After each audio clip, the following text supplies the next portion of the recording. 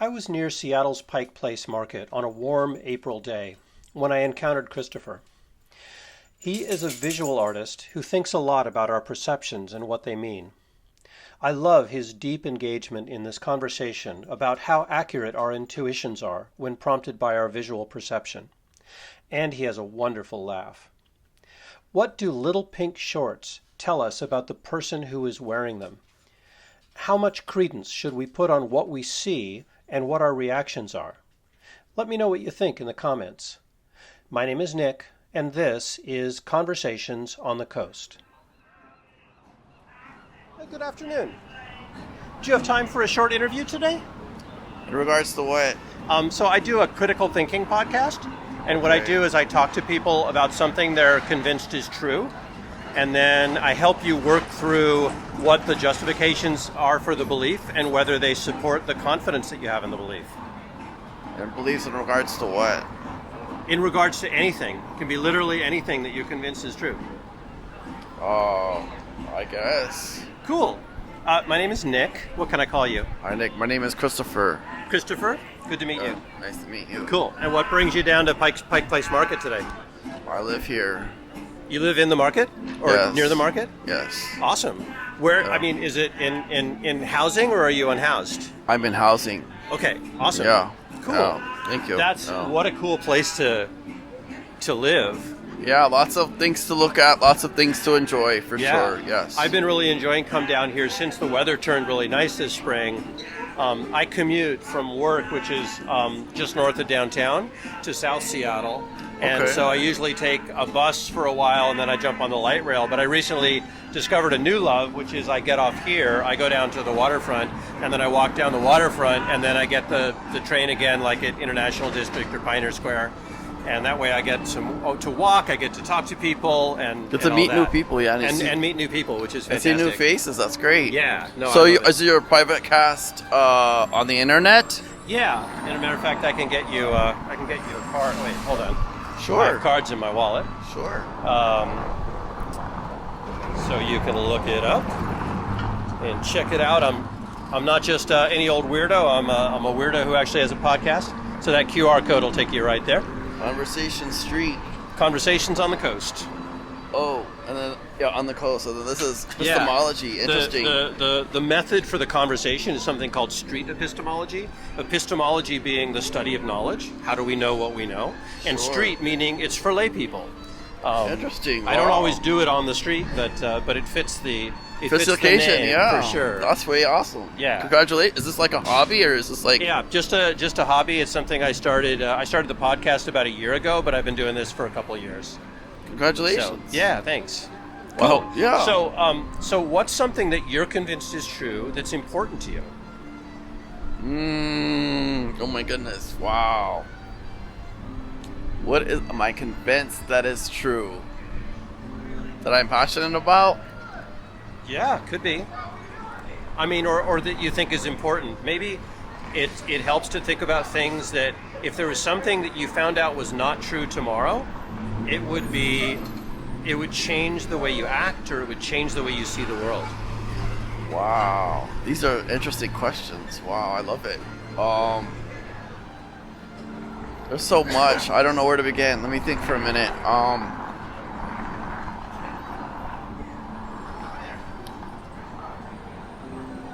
Well, here's one. Okay. Yeah. So, how about the idea of visual perception? Okay, awesome. Yeah. Tell me about visual perception. What do you believe is true about visual perception? That it's oftentimes misleading. Okay. Yeah. Visual perception is oftentimes misleading in that just because you see something Yeah. doesn't make it apparently so, right? Yeah. I love that. Yeah. So what would you say, first of all, what is your confidence in that belief on a scale from 0 to 100, where 0 is, it's like no confidence at all, and 100 is, it's absolutely true and you could not be wrong? Where would you Well, be I don't on that think I would scale? ever be absolutely right on anything, and I don't think Okay. I would ever be absolutely wrong on anything either. Okay. I would say it would have to depend on how I'm being asked the question. Okay. Is that fair? So like, sure, but so would you like, be willing to I'm put fairly. yourself I on would that- say I'm fairly confident. Okay. And my assessment of what I have knowledge and visual perception, since I'm passionate about it. Okay. So I would say if I was going to rank myself, Yeah. not that it's fully accurate because Yeah, it's a of course. given date. Oh, I'm not gonna pin you down to it, but I will be asking questions to see what would raise or lower your confidence. Okay, sure. So I would rate about 80. 80%. Sure. Okay, that's fair. Yeah. Cool. Okay. So what would you say is the main reason that convinces you to 80% confidence that visual perception is not reliable? Because there's more to the picture Uh-huh. than meets the eye. Okay, tell me more about that. Can you give me like some concrete examples? Sure. So,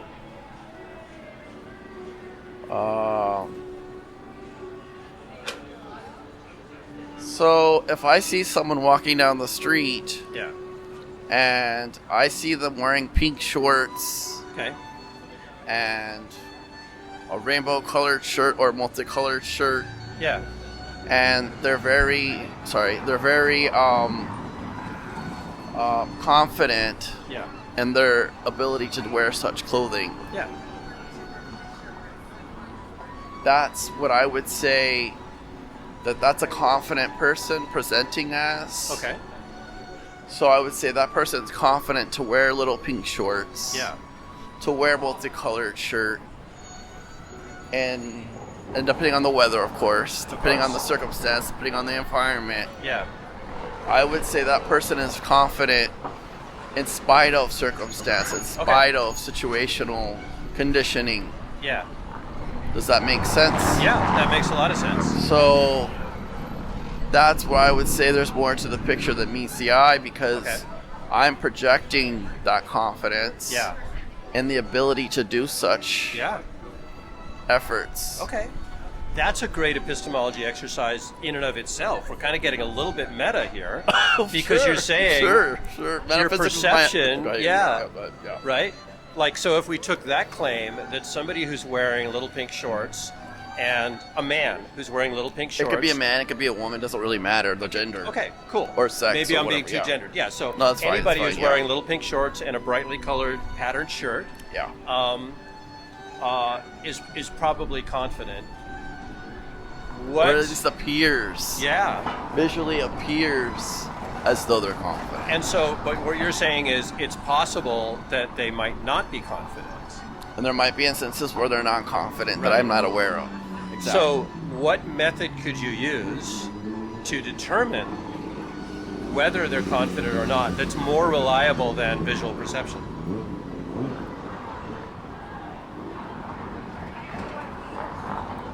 Actually, let me ask you a slightly different question. Sure.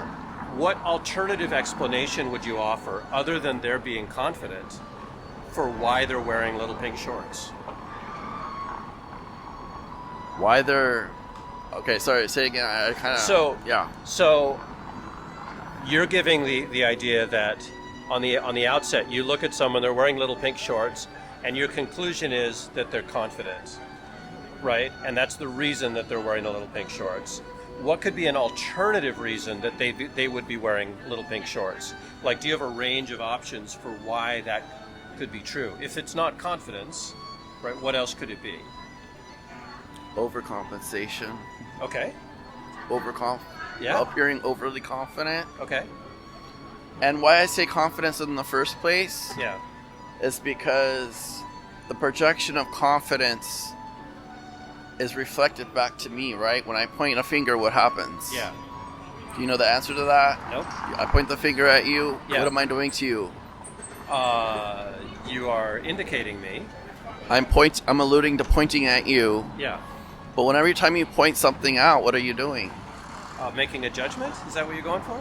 No, I'm saying when you point something in a direction, Yeah. how many fingers are pointing at you and how many fingers are Three pointing... fingers are pointing back at you. And then one finger is like pointing random direction. What's not a finger? Your It's a thumb. Your It's an opposable thumb. Yeah. We don't call that a finger, but whatever. we could look at that belief too. The thumb is not a finger. Anyway, you get the gist. You get the gist. Yeah, you get it. I do get the gist. Yeah. Yeah. So, are you saying that anytime you make a judgment based on visual perception, you're projecting? I'm saying that on the circumstance that on where the person is and where my awareness is or my assessment is, there's a lot of different factors, just like we just mentioned about the weather, about the different whatever, there's many different factors. Yeah. So if I see someone that is very appearing confident, then that might be the three fingers pointing back towards myself in that I'm going, are they really confident? Yeah. Is that a perception of judgment? Yeah. Or is that a lack thereof? Sure. My own assessment of myself. Cool. So in other words, like, are they really confident, or is it me that's not confident? Yeah. I don't know. How do you think you could figure that out? Like, how could I figure what out? Which part? Which of those things are likely true, or maybe neither of them is true? Well, if I was going to measure it in terms of what is truth, then I would have to find out otherwise by speaking to the individual directly. Okay. And gaining more insight and more information and what I gained from them. Okay. So aside from just looking at them as a cold stare or as an observation, sure. Instead of observing the subject matter, why not engage with the subject matter? And see what the subject presents back, reflects back to me. Okay. And that'll assess more or validate more or less depending on what is revealed. I like that. Here's my next question, though. Sure. If you talk to them, and hear what they have to say, maybe observe their body language, right? All that, like you're getting more than just the words that they say. Right. You're getting the words. You're getting the gesture, like you said. You're getting a lot of things that are opening up more than just observation away from the viewer. If you got all that information, is it possible that you could still draw the wrong conclusion? Absolutely. There's always room for error. Okay. So would that I'm trying to think how I asked this question, because I was going to try to tie it back to your 80% confidence, but we're actually one remove from that now. I'd say, why is talking with them a good method to support your confidence in why they're wearing the little pink shorts?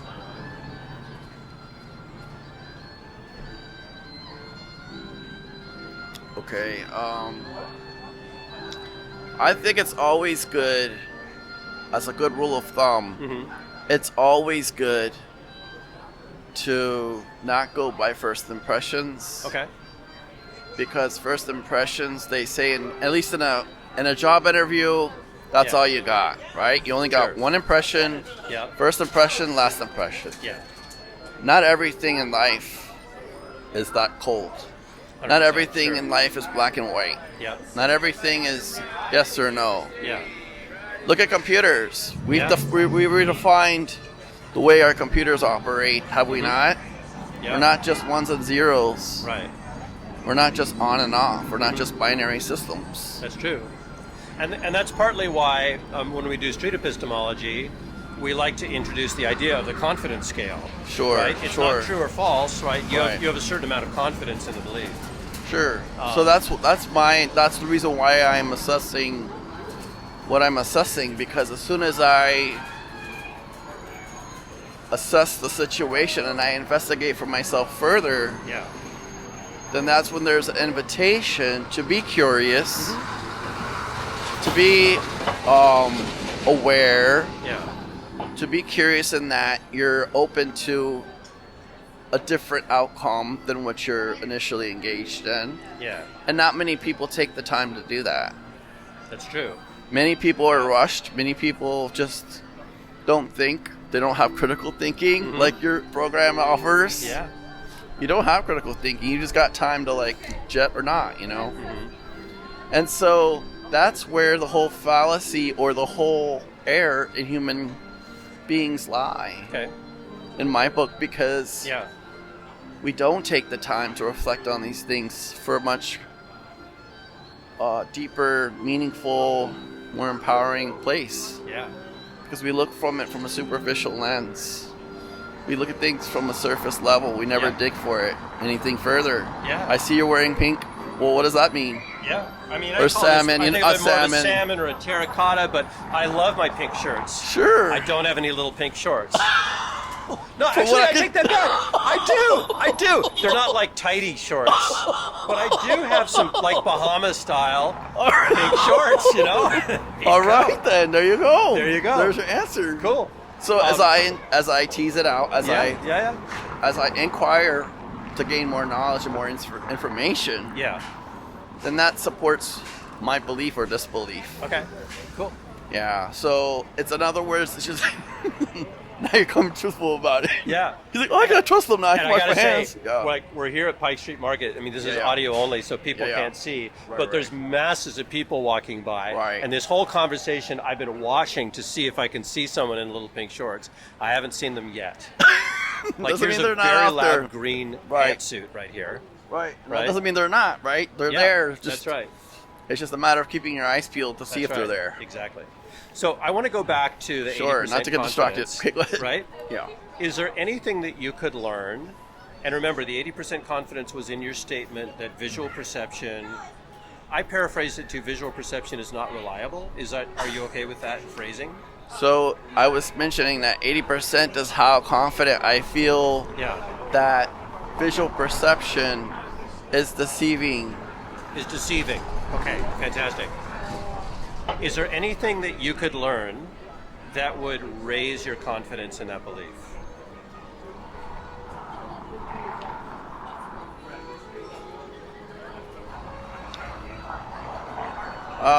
Again, it depends on circumstances, but I would ultimately say what would raise my confidence is being less critical or judgmental. Okay. Less critical in terms of like not seeing more meaning in things that are not necessarily allowing more memory. So it's like we are meaning makers essentially. We make meaning out of everything. Everything has to mean something. Okay. That's just what human beings do. We're creators of meaning. We're meaning makers. Okay. So if you put less importance in the meaning, that would make you more confident? So if I take the effort out of making assumptions, making judgments, making critical perceptions that are not based in fact, but that are based on what? Opinion. Okay. Based on not fully informed decisions. If I go around the world making unformed decisions, then I'm only doing that aspect of lowering my level of expertise and this perception of perception. You know, I'm lowering my standards or lowering that 80 becomes now lowered down to 10 or however low because I'm doing that as a disservice. So if you lower the threshold in that belief, that means you think visual perception is less deceiving? Like it's more reliable? I'm just saying there's more. So like it's kind of like it's like a coin, right? Okay. The coin has three sides, but we only see it as two. Okay, that's another visual misnomer. Anyway, so the coin on one side is heads. Yeah. Coin on the other side is tails. Yeah. But we forget that it's a coin and there's three sides. Right. So but we only see two. The other side is the edge. There you go. Yeah. Very good. And sometimes flipped coins do land on the edge. It's very rare. Exactly. But yeah. Exactly. Yeah. So nothing is either or. So again, not binary. Yeah. So having said that, what I'm meaning to say is like there's always an advantage and a disadvantage on either side. Mm-hmm. So the advantage is that I'm more informed, mm-hmm. that I have less, that I am trying to overcompensate for my judgment. Okay. And likewise the other way around. Yeah. Does that make sense? Yeah. So in that way, it's a trade-off. Sure. Where do you want the coin to fall? Yeah. Where do you want to leave? Yeah. On your perception, which side do you want to lean more towards? Okay. Do you want to lean more towards the advantages? Yeah. And the disadvantages? What has more of a fair? Yeah. A fair assessment, a fair judgment, a fair trade, if you will. Yeah. So, as you talk about that, I'm thinking about a question I sometimes ask is, in general, how important is it to you that your beliefs are true? Or maybe I should say factually accurate.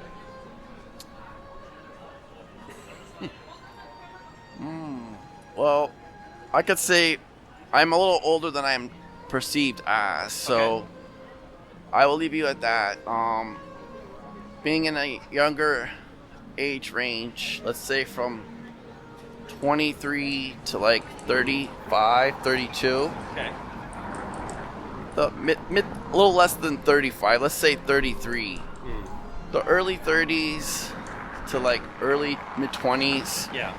There was a time in my life when what I felt, what I thought was I was right. Okay. I had the confidence in myself that I was right no matter who thought about it. Yeah. And there was no breaking my ice. There was no fracturing anything. Yeah. Because I knew I was right. Yeah. Until I was proven otherwise. But I was right no matter what. Usually, more often than not, I was right. Okay. As I've gotten older, as I've matured from that time period, yeah. As I've grown and ascended further from that state of mind, yeah. I realized that I don't have the answers, mm-hmm. and I'm okay with that. Yeah. I don't allow myself to feel like I have it all figured out. Right. I'm no longer in the self-deception of, well, I could say it nicely, but yeah. arrogance. Sure. Or egotistical. Well, it sounds to me like you're talking about you recognize that your beliefs aren't always true. Right. But is it important to you that your beliefs are true? Depending on the circumstance, sure. Okay. For this particular belief, is it important to you that it's true? I forgot. I mean, please rephrase the question. I'm sorry. I kind of got. So the claim was visual perception is deceiving. Right. Is it important to you that belief is true? That claim is true? I think it's always. I think it still rings true. Sure. Yeah. Absolutely. Yeah. But is that important? Is it meaningful to you that that's true? Or if you found out tomorrow that wasn't true, right? Would that upset your life somehow? Again, it's about being flexible. It's about being willing to surrender, willing to admit wrong or admit error. Yeah. And there's always got to be, you always got to let room for error. Nice. So whether I'm in that state of mind, I'm like, damn, I wish I was right, you know? I wish I was right. Well, either I am or I'm not. Yep, that's true. And both are true, so okay. It just depends on where I'm at that given time. Cool. Yeah. Does that make sense? That makes a lot of sense. Okay. So, cool. So that's how I would assess it. So nice. I don't have to be right about everything because I'm not ever right about everything. Yeah. I'm not even right about most things. Okay. I just know that it's important to have the discernment right from wrong. Yeah. and not feel like you have to prove yourself that you're right or wrong. Sure. But that you allow yourself to be right or wrong. Okay. I love it. It's a giving. Yeah. Yeah, it's a given to be allowing oneself to. Nice. To be humble enough, to be relaxed enough. Yeah. To be willing to say, okay, I'm not right. You're right.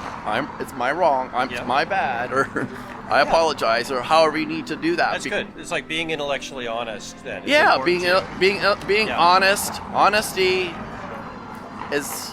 They say it's not always the best policy, but I think it's better to err on the side of humble than on the side of overly confident and on the edge of arrogant. Yeah. Cool. Because arrogance is never a good thing for me. That's like my bad word is arrogance. Okay. Cool. Because self-perceived arrogance or arrogance will often turn people's heads the other way. Yeah. It doesn't invite anything other than. It doesn't allow for room for any error. Sure. Doesn't allow room for anything really. Yep. Because the other person is going to say what they say, they're going to think what they think, and there's no room for growth. Yeah. There's no room for anything. There's just room for saying, okay, see ya.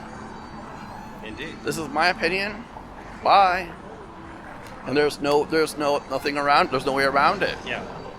There's no compromise. There's no nothing. Awesome. Anyway, I could go on and on. Yeah. No, it's great. It's great. I love everything you've had to say. This has been a fantastic conversation. Yeah, absolutely. Do you have any feedback for me or any questions for me? Yeah, I would love to talk more about, maybe not right now. Yeah. But I would love to talk more about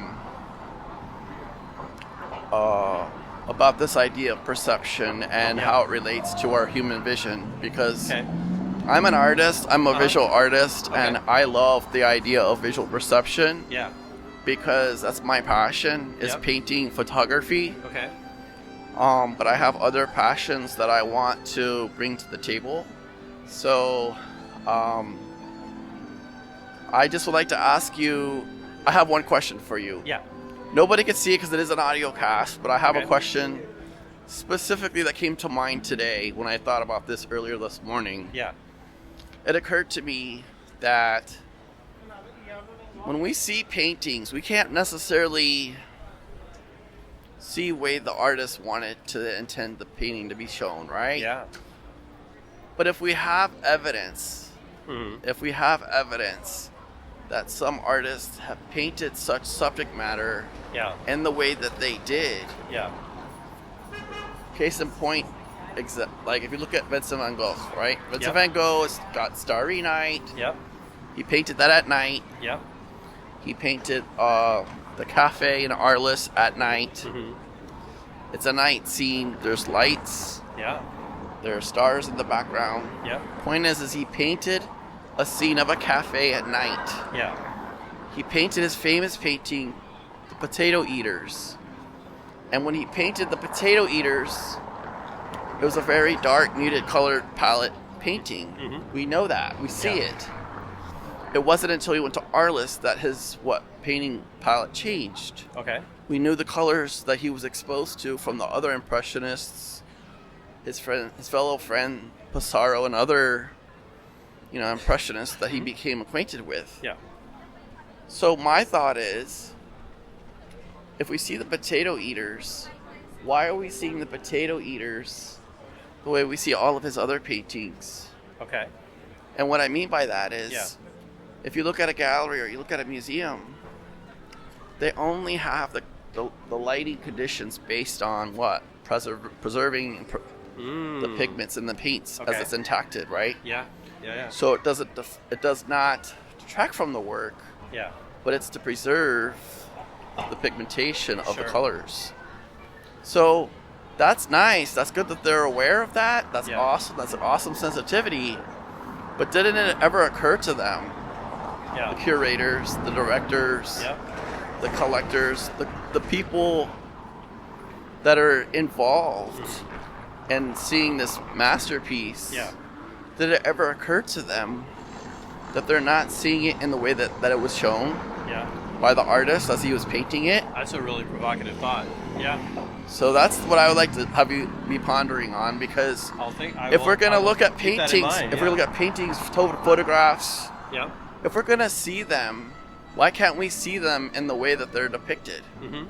And if we could, and if we do, wouldn't it make more sense to engage in such activity and invest a little bit more in the setting and more involved in the presentation of representation of what we're experiencing when we see the work?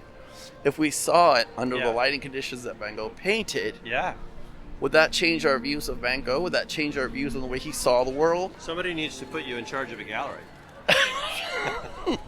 Just saying. Yeah. Just saying, you know. It's that's a really interesting thought. I will take that away. So, yeah. Awesome. Thank you for your time. Thank you, Christopher. This was fantastic. Yeah. My parents almost named me Christopher. Really? So, yeah, they chose Nicholas instead of Christopher, but it was, funny. Could have gone both ways. Wow. You know, it's really funny. You don't have to record this part. Yeah. When I was in Dallas, I went to a Greek Orthodox church. Okay. And they had little painted panels. Yeah. In the style of all the saints. Yeah. And the old, fresco styles. Uh-huh. The Greek form, they're Russian. Yeah. So when they painted these depictions of the different saints, the lady that I was talking to in the gift shop says, "Oh, look, she revealed St. Christopher." Okay. And I revealed who? St. Nicholas. St. Nicholas. Awesome. Yep, they go together. So just information for you. So it's kind of interesting how little things happen like that. It does. So that's the gift, right? That's the returned gift of reciprocity. Yeah. And so I just found that ironic that your name is Nicholas, That's nice.